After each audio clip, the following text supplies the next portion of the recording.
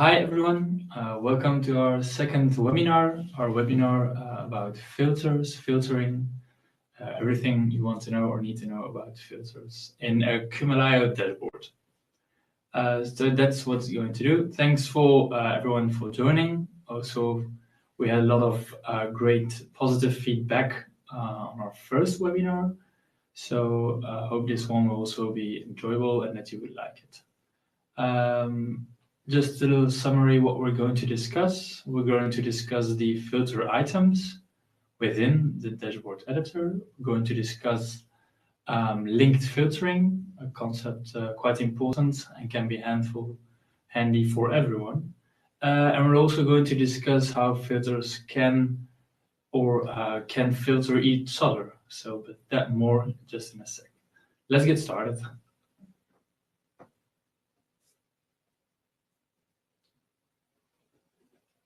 As you can see, I hope everyone can see my screen.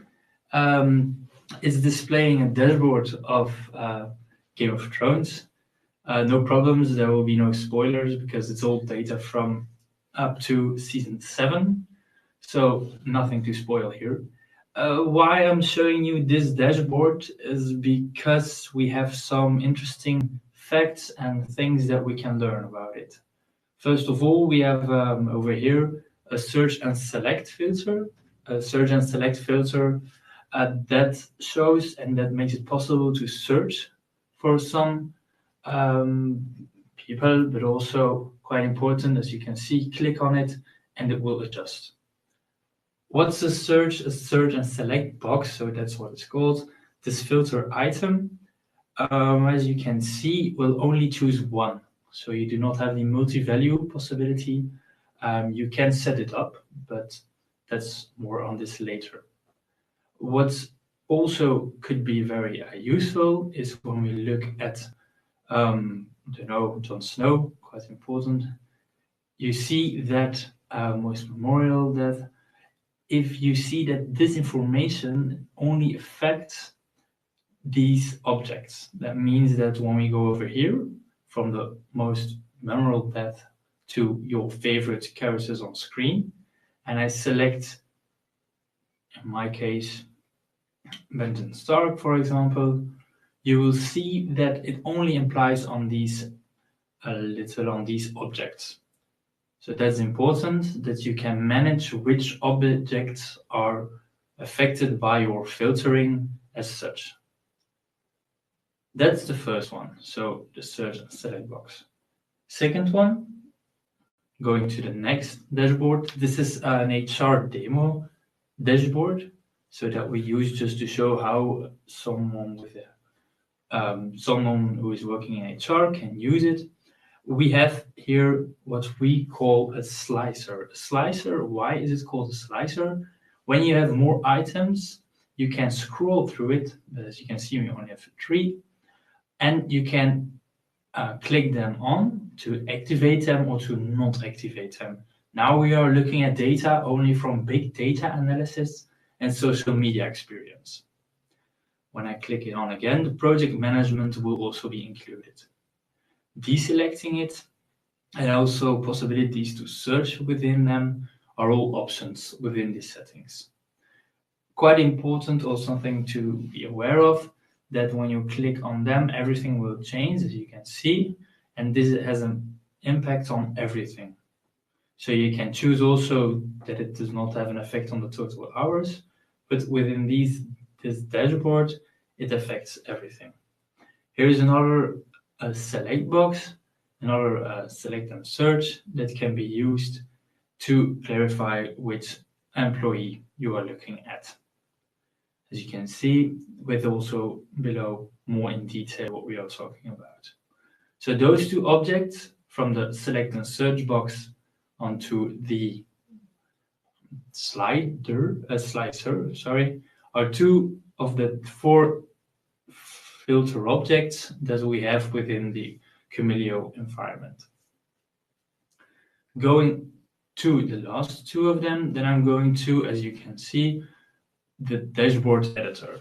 This is something not really new. A lot of people already know it, but it's quite also could be handful to just have a quick look around where you can find them. As you can see over here, we have the filters and the for. We already discussed this search and select box and also the slicer. We only have to discuss the date filter and the slider. And those two are active within this dashboard. Over here is a slider. What's a slider? A slider makes it possible to filter also on the data and to set up a filtering, as you can see, going from 2007 to 2010. Now I have a period estimated for 4 years, from 2010 to 2014. This period, because now we are looking at years, can be used to slide. Looking at the 4 years period stays, it stays the same, but we are looking now, instead of 2010 to 2014, to 2007, 2011. This is something unique for the slider. In a slider, you can, as you can see, set up and compare periods that are the same length. This is something that can be used or can be very helpful looking at sales data, looking at more data from the past and compare them to now. How am I doing, etc. So this is something very helpful. Also looking at when I go into the settings, you can see that I put in a filter initialization, beautiful word, and that it is created, it's set up on a minimum of 2007, 2014. What does that filter initialization means? When I refresh it, so I'm just going to do it, you will see that, as you can see, it is put on the data that I set before. I will just adjust it as such, remove it, set it on 2011, 2014. When I open it now, you will see that it always stays on 2011, 2014. Why do we have a filter initialization function? Filter initialization makes it possible to pre-fill the dashboard of what you would like to see. Because this is a slider, we are talking about data, data, but you can do it with every object. With every filter object, you can set up a filter initialization that does not select every option and that you can manage yourself, but when you open the dashboard, will be shown and will be standard to begin with, so to start everything off. So that's the slider. The second one is over here and is not really filled in, but it has no data yet, but this is the date filter. Date filter, quite important, is something that you can use for not only periods, but custom ranges. And custom ranges, we mean when you want to see the last year, everything from January up till now, but when you also want to see everything from the last 365 days. These things can be managed over here. When I go to data and I'm just going to load my date of sales, I say date itself. I'm going to load it into the dimension like that. Then you will see that it's already been preoccupied by a search and select. What I'm going to do is just going to replace it with a date one, because the date, sorry guys, this was a search and select. I'm just going to do the same, but with another one, so that this has a date filter on it. I'm going to delete this one. And now, as you can see, already indicating over here, we have set up some other things like fixed today, this month, last 7 days. But we see that our data is much older, so it makes it possible that we can adjust this data. How do we adjust it? So you see, I'm clicking on settings, and over here in the range options will be open. It makes it possible to, as you can see, change everything. You can change it into the last 7 Let's say the last 7 years, for example. But also the last 10 years are really what I'm interested in. So this is how you can manage it yourself. Just going to delete it. These are the two options. I also want to see a custom range option, which always shows the calendar. I'm just going to disable unavailable days. And as you can see, that means when going back, it has been stated and it will always stay within the range of data that it has known. When I do not select it, so looking into it, and when I disable enable unavailable, it will show me up until now. So this is the difference.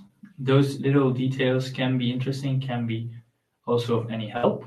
Looking for information from 2008 until 2011, for example, going to 2011, and it will change. It will show me everything.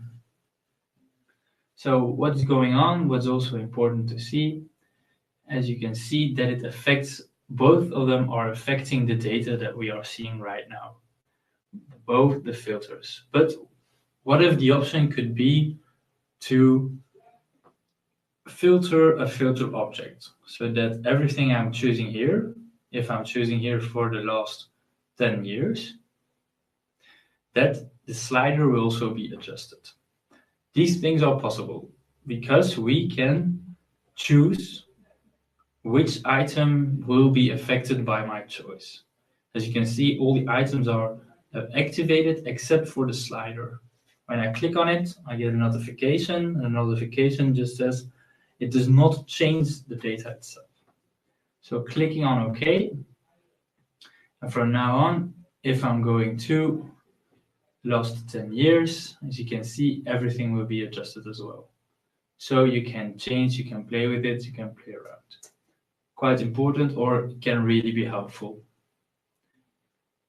Going through the dashboard itself, you can see not only do we have a possibility here to have a year-over-year comparison between the years and the month, but going to the Sunburst. I'm going to stop with the Sunburst because Sunburst, quite important, has data from two different data sets. So it means that my data from the sales is, in this case, when we are talking about the volumes, but also the product. So the product was Silkor, for example, Antax, and so on. So these are the products, but as you can see, we have segment as well. We always have a medium, low, and a high segment, and I can find my segments within the customer dataset. This is here. How is it possible? How can we do it? Is it an option that when I going to adjust my information is also adjusted over here? So my information from the sales, because this is sales data, will also imply on, has an effect on the segment data of the customer's data set. We can do it because we have something what we call linked filtering active. This option, linked filtering, also indicates that the two datasets or more datasets need to be linked. How can you link data? Going to one of the datasets, for example, the sales dataset, opening the editor, and over here we have, as you can see, the link option. Link option 2, link the two if they have common item that is the same. Here is the customer ID and the ID of the customer dataset. And I apply it, makes it possible to link on it, and that the data itself will also be shown responsibly to each other. I'm going to just select the last, as you can see, 10 years. Everything is adjusted, yes or no, because I need to adjust some other things, and voila. This means that linked filtering is set on. How can you know that it's active, linked filtering? That's going to the general settings of your dashboard and looking into the advanced options. Advanced options you have two options over here. The enable lookup filter, that's the one we need, and the inject CSS. But we are looking at the enable lookup filtering, and you go hover over it. It also says that it's interactive filtering of linked data sets, which means that my data, if it's linked, not between one, but two or even more data sets, make it possible to interact with each other. I'm just going to click on medium, and as you can see, it has an effect on the data that is active over there. This is what makes it possible, but also what makes it more not difficult, but it can help out. It can help out if you are stuck or if you have any problems with managing your own data. Then in Quelayo, you can link them and then you can get onto it to make some great dashboardings. So that's what we call the linked filtering option. Going to the next step. Next step is going to my data again, sales data, and I'm showing you now the data that is active in the dataset editor. Here, when I'm going to look for it, I have data from 2007 until 2015. It's quite strange because the data in the dashboard only says that I have data from 2014 until 2014. This is because we have a dashboard filter on, and what we're looking at right now is a very handful way to look at all the filters that are active. As you can see, the dashboard filter over here has a date filter set on upon everything that is less than 2015, which means that if you would like to have a filter set on a data set throughout the whole dashboard and you do not want a filter object to make it a dynamic, you can use the dashboard filters. Dashboard filters, as you can see, you can manage them yourself. For example, I do not want to see a certain product. It's in, clicking on it, and everything that is Silcore, I do not want to see. Or I just want to see because now I've put it on is in. If you would like to change it, you just go edit, click on is not in, and apply. This makes it possible to interact, but also to limit and segment your data in advance. So it means that you do not have to change everything manually, object for object. If you see the dashboard filters, we can also look at the chart filters. A chart filter is for each object. You can, as you can see in the slider, you can look at them and you can add a filter. Now, looking at, for example, the Sunburst again, you can add a filter over here, but you can also go to the data option within the Sunburst object, click at add filter, and then you can just new filter, look at it, the product. I want the product not to be stated before the Silcore, apply filter, and it's only active on this object. So the other objects will not be affected by the filter that is set on. These ways of using and having some level in-depth functions make it also possible that you can go one way further, and one way further, I mean that you can see which have an impact on each other. As you can see, the Sunburst here has an impact on the number and here, but not on the line chart. Activating them, choosing, for example, a filter over here, and as you can see, everything has been changed. Clear filter again, and the data will adjust itself.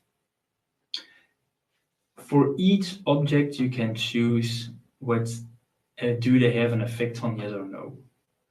This one, for example, the line chart has an effect on everything, but I do not want it to have an effect on, for example, the Sunburst. Then I go to settings, Below, I unclick them. When I choose a period from May until October, everything changes, but the Sunburst does not. This is the way filters are working at the moment. This is the way filters will be working or can be also set up and can also arrange your dashboard.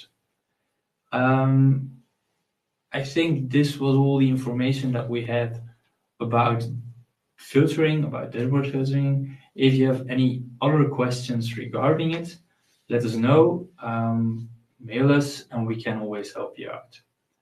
I hope that you've learned something and that we can maybe hear each other in the future for other things. Thank you.